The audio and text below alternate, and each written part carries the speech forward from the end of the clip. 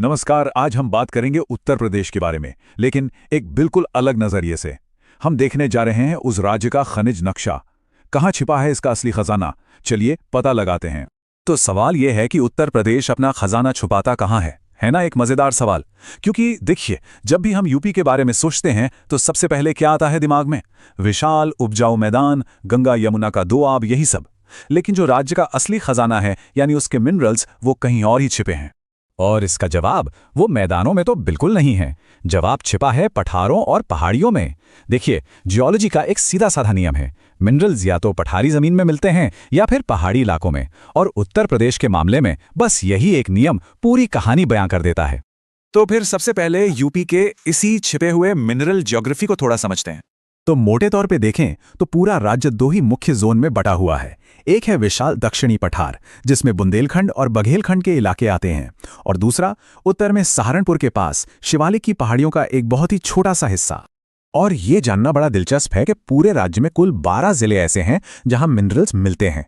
लेकिन कमाल की बात यह है कि इनमें से 11, जी हां 11 के 11 जिले एक ही जगह उसी दक्षिणी पठार वाले इलाके में है। और यही इस पूरी कहानी का सबसे बड़ा पॉइंट है। तो जाहिर सी बात है, हमारा सारा फोकस अब इसी दक्षिणी खजाने पर होगा, वो इलाका जो यूपी का असली मिनरल हार्टलैंड है। और ये वो नाम है जो अब बार बार सुनने को मिलेंगे: सोनभद्र, मिर्जापुर, ललितपुर, बांदा। ये जिले समझिए कि राज्य के मिनरल मैप की बुनियाद हैं। तो आगे बढ़ते हुए इन नामों को जरा ध्यान में रखिएगा। तो चलिए अब एक टूर पर निकलते हैं और देखते हैं कि इन इलाकों में आखिर मिलता क्या क्या है। कुछ सबसे जरूरी मिनरल्स पर नजर डालते हैं। लेकिन उससे पहले एक छोटा सा क्लासिफिकेशन समझ लेते हैं। देखिए, मिनरल्स मोटे तौर पर दो तरह के होते हैं। एक होते हैं मेटालिक, यानी धात्विक, जिनसे हमें लोहा या एल्यूमिनियम जैसी धातुएं मिलती हैं। और दूसरे होते हैं नॉन मेटालिक, यानी अधात्विक, जैसे चूना पत्थर या हीरा, जो अपने आप में ही कीमती हैं। शुरुआत करते हैं सबसे जरूरी, सबसे हाई वैल्यू रिसोर्सेज से, वो मिनरल्स जो राज्य की एनर्जी और स्ट्रेटेजिक जरूरतों के लिए बेहद अहम है। अब जरा यहां देखिए, ललितपुर में मिलता है यूरेनियम, जो इसे न्यूक्लियर एनर्जी के लिए बहुत जरूरी बना देता है। फिर बांदा और मिर्जापुर में हीरा भी मिलता है।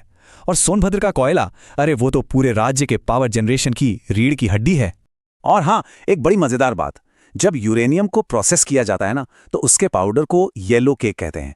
ये न्यूक्लियर फ्यूल बनने की प्रोसेस का एक बहुत जरूरी स्टेप है। और ये बात सिंगरौली की अहमियत को एकदम साफ कर देती है। उसे भारत की ऊर्जा राजधानी कहा जाता है। ये सिर्फ यूपी के लिए नहीं, बल्कि पूरे देश के लिए एनर्जी का एक बहुत बड़ा सेंटर है, जो बड़े बड़े पावर प्लांट्स को कोयला सप्लाई करता है। चलिए अब एनर्जी से हटकर उन मेटालिक मिनरल्स की तरफ बढ़ते हैं, जो असल में इंडस्ट्रियल एक्टिविटी की बैकबोन है। जैसे कि बॉक्साइट, जिससे एल्यूमिनियम बनता है, ये मिलता है बांदा और चंदौली में। फिर है तांबा, जो बिजली के तारों के लिए कितना जरूरी है हम सब जानते हैं। ये ललितपुर के सोनराई इलाके में मिलता है। और हाँ, स्टील बनाने के लिए जो सबसे जरूरी चीज है, लौह अयस्क, वो मिर्जापुर में पाया जाता है। और आखिर में बात करते हैं उन मिनरल्स की जो हमारे घर, हमारी सड़कें और ना जाने कितने प्रोडक्ट्स बनाने के काम आते हैं। इसमें सबसे पहले आता है चूना पत्थर, जो मिर्जापुर और सोनभद्र में इतना ज्यादा है कि ये इलाके सीमेंट इंडस्ट्री के हब बन गए हैं। फिर सोनभद्र और बांदा से डोलोमाइट भी मिलता है। और प्रयागराज और चंदौली से मिलने वाला ग्लास सैंड, वो तो राज्य के ग्लास उद्योग की जान है। तो ठीक है, हमने ये सब देख लिया, लेकिन अब सवाल ये उठता है कि ये पूरा मिनरल मैप आखिर मायने क्यों रखता है? इसकी अहमियत क्या है? तो देखिए, जो सबसे बड़ी बात निकल कर आती है वो ये है कि उत्तर प्रदेश का जो भी मिनरल बेल्ट है, वो पूरे राज्य में फैला हुआ नहीं है। नहीं, बल्कि वो दक्षिणी पठार के एक बहुत ही खास हिस्से में हाईली कॉन्सेंट्रेटेड है। मतलब इस पूरी कहानी को हम 3 सिंपल स्टेप्स में समझ सकते हैं। पहला नियम, मिनरल्स मिलते हैं पठार और पहाड़ों में। दूसरा, इलाका, यूपी का खजाना है दक्षिणी बुंदेलखंड का पठार। और तीसरा, संपदा, इसी छोटे से इलाके में कोयले और यूरेनियम से लेकर हीरे और लोहे तक सब कुछ मौजूद है। और यहीं पर हम एक बड़े सवाल पे आकर रुकते हैं, ये जानना कि राज्य का ये सारा खजाना एक ही जगह पर इकट्ठा है, ये भारत के सबसे बड़े राज्य के भविष्य को, उसकी इकोनॉमी को, उसकी स्ट्रैटेजी को आखिर कैसे आकार देगा?